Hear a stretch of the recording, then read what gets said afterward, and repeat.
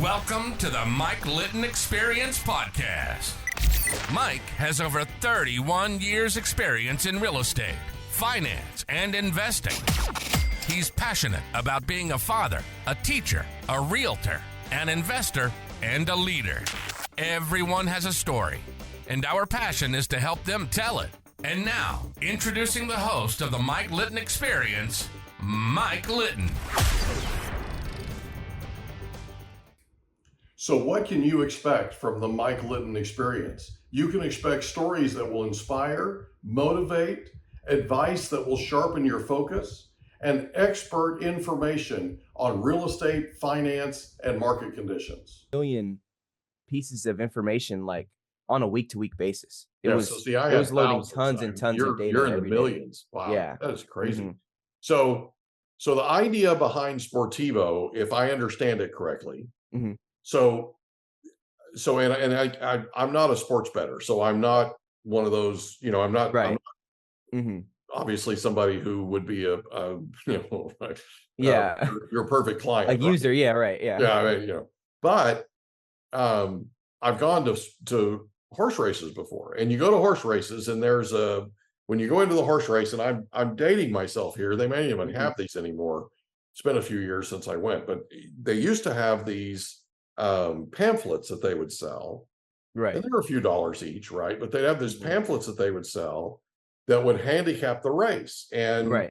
the person that was the handicapper, the analyst or whatever, would tell you, hey, this number 5 horse is going to be, is going to win, and this number 7 horse is going to come in second, and number 9 is going to come in third, kind of thing, right? Yeah. And then it was up to you as to what you bet on or any of that kind of thing. Whether you listened or whether you didn't listen. And so it sounds like that and correct me if I'm wrong, but it sounds like Sportivo is actually an online AI powered version of that, but just I would like to say better because I work. Unbelievable, huge, right? It's huge. Yeah. So we had a conversation the other day at Dave's house, and they were telling me, in fact, I'm pretty sure it was Dave that was telling me this, but they were telling me that their winning percentage is greater than the human handicappers. Yes. And it's a few percentage points greater, right? Right.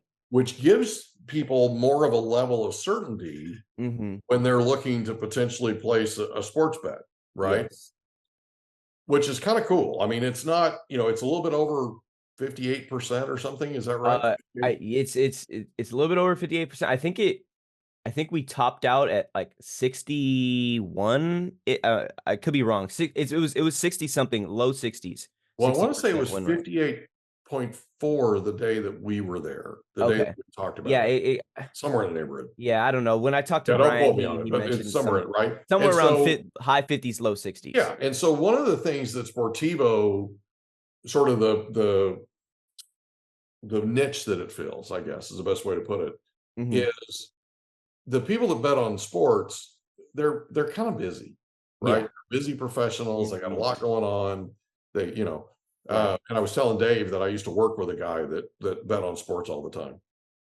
And it used to drive me nuts that he would literally be online, and this is back many years ago now, but he'd be online like several times a day on this one site and it just, I mean, I used to just pound on him about, you need to go work. I mean, you need to go do something that's productive, right?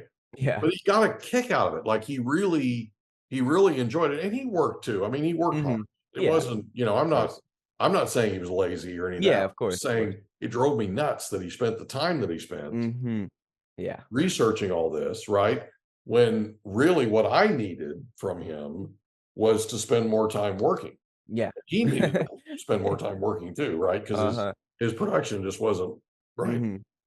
So I never bet on sports. He did. He and his buddies going through college and all that. This was a big thing to them. Oh yeah. I'll bet is one of your clients. I'd be willing to bet you he is. Yeah. Because now he's a dad and he's Uh-huh. business and right. He's, right. So he's, an old guy like me with white hair, Right. and, and, this is the kind of person that would absolutely dig what you guys do because he's constantly looking at things to bet on. He's constantly looking at, right. And he's a basketball fan, a football fan, baseball fan. He's, there are some people that bet on everything. Yes. He's not one of them, Everything. but there are people that bet on like everything, right? And that's Yeah. where a service like Sportivo would come in really handy for somebody like Right. that, especially if they're busy professionals doing what they do or own companies, whatever, right? They have somebody that's kind of in their corner that can give them feedback in terms Yes. of, hey, it looks like the Ravens are going to win on Sunday, that kind of thing, right? But it's just more data. It's more, Yes. and it's crazy how the points of data that they look at is just amazing. Like something I've never seen or heard of before. It's No? it's kind of crazy. The amount of data and just how much we're looking at on a week-to-week basis it's unbelievable sometimes. And it's like, it's crazy that AI is able to do what it's able to do at just even at this moment. I mean, because if we're already hitting a high 50 to low 60% win rate, and our AI is still training itself every day, that's what I think people forget to kind of think about when they hear AI right now. It's so new and it's so different. But AI trains itself every day. Yeah. Every time it gets something right and gets something wrong, it's trained itself. It's just, I hate to say it's just like a human in that way, but it kind of is like a human. Just like how we train ourselves off our failures and our But it's successes, AI quicker. is doing the same thing. It's quicker and Exactly. it's not feeling. It's not Mhm. like emotion gets in our way, Yeah, our emotion right? does get It in our way. doesn't have that. It It doesn't doesn't have have, that at all. right. I mean, Mhm. that's, right. Okay. So let's back up for just a second. Let's talk about how you met Dave. Okay. Um, so you took his class, right? Is that how you met Yes. him? So I took 2 classes with him. Okay. I took the very first class with him. It was just like blanket entrepreneurship. Mhm. Um, and we would go in every day. I would talk with Dave, and we would just talk about what was going on in the entrepreneurship space. Um, and I mean, he was the most, I feel like, forthcoming and the most honest about with us than any other teacher, I felt like, or professor, I should say. And he just told us, look, if this is if this is how if you guys are really want to do entrepreneurship, this is where I would go. This is how I would do. He said, I recommend startups. Startups are really good opportunities, especially for young people. Mhm. And I resonated with that. I felt like, not a lot of professors kind of just said, well, when you're out in the real world, you're going to need this stuff, and the whole mumbo jumbo that you hear a lot, but didn't ever really kind of take the time to explain it to us and Yeah. explain how what we were doing was going to make us money. Cause I mean, at the end of the day, that's kind of what this is about. We want to get into a good job that's going to provide for our future. Yeah. And So let's back up for just a second. Mhm. So Dave is a very successful businessman, Yes, incredibly successful. yes. Hmm. He's also a Marine. Right. 10 years in Will the be for Marines. the rest of his life. Yeah. Okay. Right. And he's very blunt. Yes. Yeah. There's not a lot of fluff with Dave. Mm-mm. Dave's like, look, it's either right or it's wrong, Wrong. Yeah. right? Mhm. And if you're going to succeed, there's a level, Mhm. right? This Exactly. is what I Yeah. love about Dave.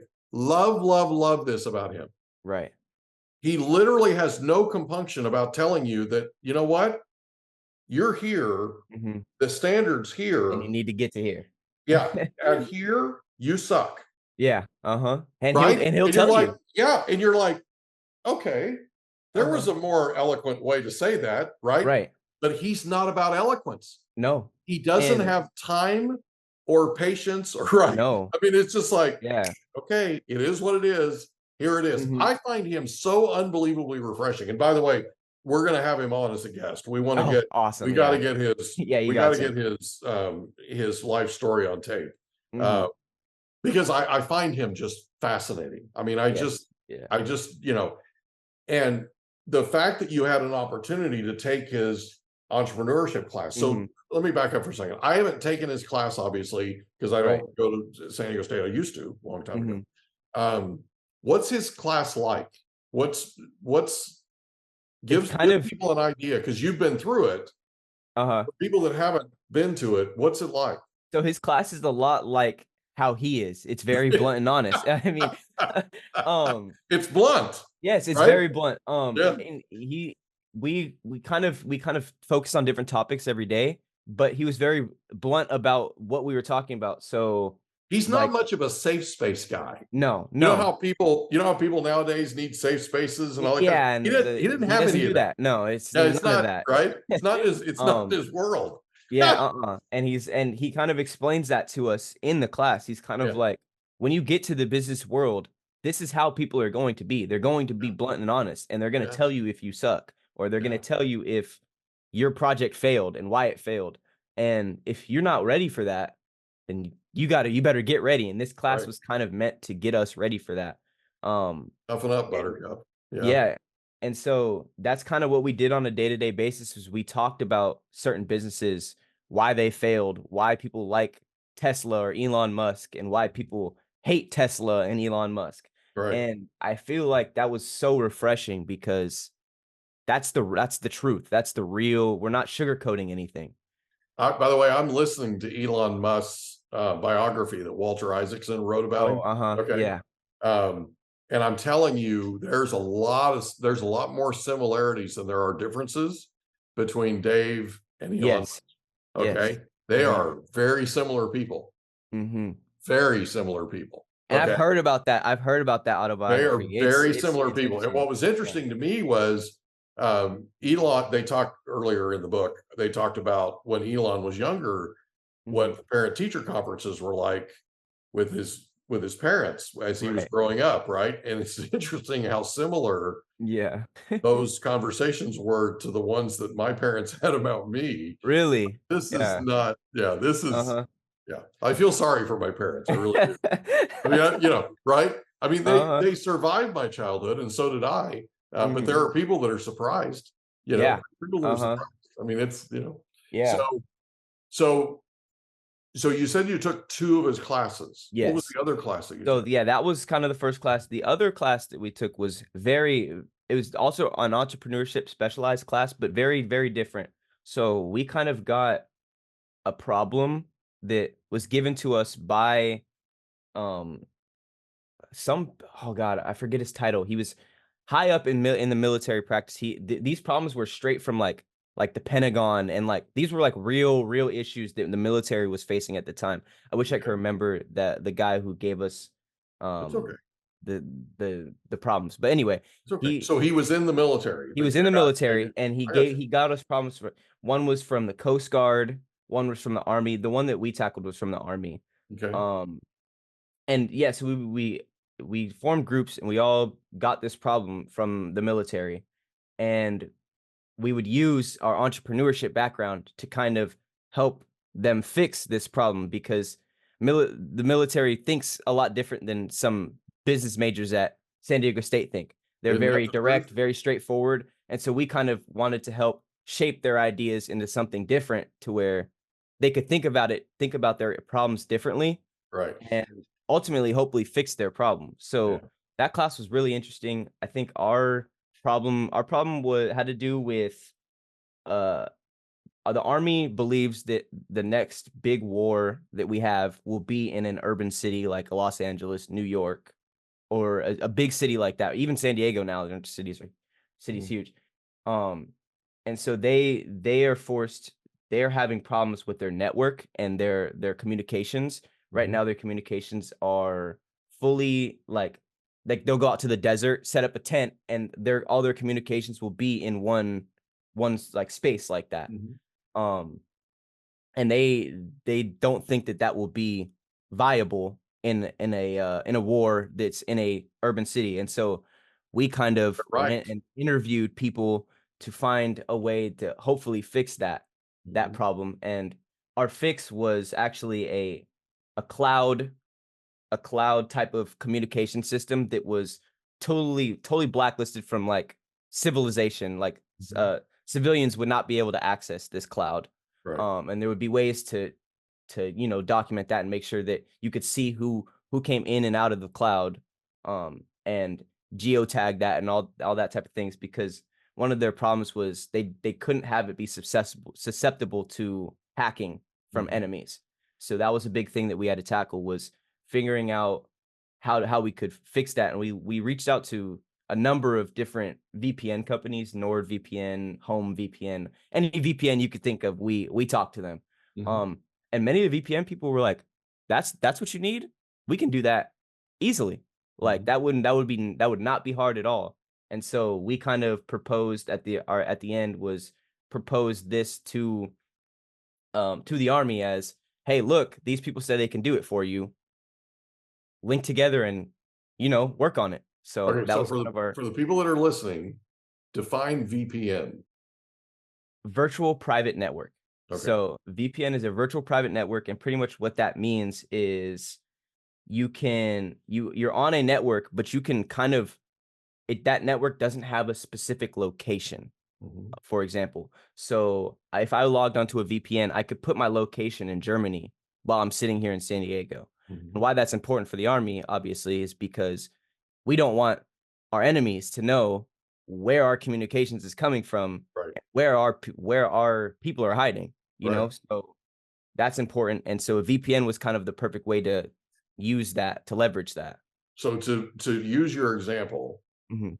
if there's a tent in the desert and it has Right. all the communication equipment in it, Mhm. right? And we're fighting an enemy, Yeah. the enemy could take out your eyes, your ears, your ability to communicate with one strike One on that strike. one location. Yes, sir. And so Yeah. what you're doing is you're trying to figure out Mhm. through Dave's class, right? Yeah. You guys are trying to figure out how do you spread it out so that Yeah, it's how to not disperse one that. strike and one right? And how do you Exactly. hide Mhm. where they are located? Right. Where that data is coming from, kind of thing. Right. Exactly. And so, yeah, that's exactly what we were doing, was we were trying to find a way to mask and kind of not have to have all of our communications and everything that's really important in Right. one space, Yeah. because that's what the army was telling us, basically, in this long list and grocery list of things, of problems that they were having. One of the problems was, as soon as that communication center gets strike down, we're screwed. We Yeah. don't, you know what I mean? We can't do anything. Well, you're blind. You We're can't blind. see, you can't hear, you Yeah, can't, we it's yeah, right. our troops are out there Yeah. totally just by themselves at that point, and that's Yeah. not And something for that people can that don't happen. understand the military, there's command and control, right? Mhm. And literally in the military, you don't do anything without orders. Right.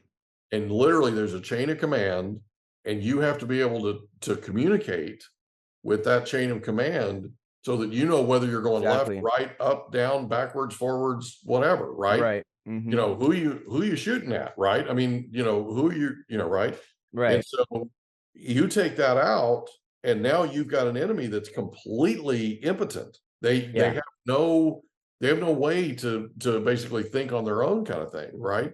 So, Exactly. man, that was cool. So how was that experience? How did you feel working on something like that? That experience was second to none, because most projects, you're not working on a problem that's actually something that's really, really a problem. You know what I mean? Like, Right, you're working on a problem that they give you, but right. this was a real legitimate problem that needed fixing. So the vast majority of what you work on is what we call ivory tower concepts, right? It's just Right. kind of, Yeah, let's use a hypothetical. Let's say exactly. this happens. Mhm. What do? Right? In your Yeah. case, you're looking at this thing going, okay, there's an Yeah. ivory tower here. We're Right. literally trying to figure out how to keep our troops safe, how to keep Right. our Yeah. fighting forces in communication, Mhm. And right? it gave our entire group, like, it made it a sense of importance, I would feel Yeah, like. It actually felt like what we were doing was going to matter. I mean, whether or not the army used our idea, that's up to them, but yeah. at least we can say that we have a viable fix for something that is actually going to be I mean, we're talking about a war. You know what I Yeah. mean? Like, this is Yeah. not something that's going to be this like a small problem. This is like a problem that will affect all of us regardless of how you take it. So that to me made me feel like, wow, like this is very cool, and this is something So, that so let me ask you this. What was your favorite thing that you learned in that class? Oh, okay. I think my favorite thing that I learned in that class is kind of how to conduct business meetings and business related things like that with people who have no background in business. Yeah. So we did a lot of interviews and a lot of talking with people who were in the military, captains, sergeants, you name it, we interviewed them. Mhm. And a lot of those people have no business background. They joined Right. the military when they were 18. They've been in the military since, or or they were doing something different. I don't think anybody we talked to had a business background. Right. My point being, and being able to conduct and sit down with those people and show them business ideas and how get their responses, because I'm sure you know, military people who have been in the military are very blunt and Mhm. very honest. Mhm. And so we got real feedback, sometimes good, sometimes not so good. If they didn't like it, they would tell you, "No, Yeah. this sucks. That we're not going to use this." And I think that was a real eye opener to what I'm going to be facing now working I'm going to be doing all types of business meetings, and I'm going to get people saying, "Oh no, that idea sucks." And I'm going to have to just take that to the chin and keep moving. And Yeah. so that was something that I feel like I learned that I will always take with me. That is cool, man. That is really cool. So yeah. Wow. So this has been quite an experience. So Yeah. when you graduate in a couple of months, you're going Mhm. to be joining Sportivo. Do you know what your title is going to be? Uh, the title that David said was chief of staff. However, I like to just call it you know when you get a six-pack of soda and you Mhm. have the plastic on the top that holds everything together. That's what I like to say my title would be, is I'm that You're going to be plastic the on the glue. top that's going to be holding together the company and kind of tying together loose threads, Yeah. and getting the gears working. So the title, I mean, chief of staff, but I'm really going to be, my day to day is going to be changing every day. I'm going to be going back and forth. I might be going up to Vegas to advertise, or going to somewhere to advertise. And then another day I'll just be scheduling business meetings between Brian and whoever, Brian and Ryan, and you know what I mean? Those Right. type of things. So my title is going to kind of be chief of staff. That's cool, man. That's Mhm. cool. Well, listen, I am thoroughly excited for you. I enjoyed Thank every you. second of this. And I cannot thank you enough for being our guest on the Mike Litton Experience. This has been a I great time. I really appreciate it. Thank you so much for having me. I mean, this is there's not very many times where I get to just sit down and speak about myself. Usually I'm speaking about other people. And so it's fun to kind of look back on some of the accomplishments that I've had, because Yeah. I don't always see my accomplishments as what they are, as accomplishments. Yeah. So I I'm, appreciate you for having me on here and doing this with me, because I'm it's excited for inspiring. your future, bud. Thank I'm you. excited to watch it happen. I really appreciate it. And I'll be tuned in with you, and you'll see every step. So I really do appreciate it. Tell your mom I said hi, will you? I will, and I'll let her know that she should get on here. She should. She So should. We need to get her story on tape, buddy. yeah, that'd be so great. So I'll let her know for sure. Thanks again. You take care. All right. Okay. I appreciate it. Thank you so much. We hope you enjoyed another episode of the Mike Litton Experience. If you did, do us a favor, smash that subscribe button, tell your friends, family, and coworkers about our program, and wherever you get your podcasts, please leave us a rating. It helps us to connect with quality people just like you.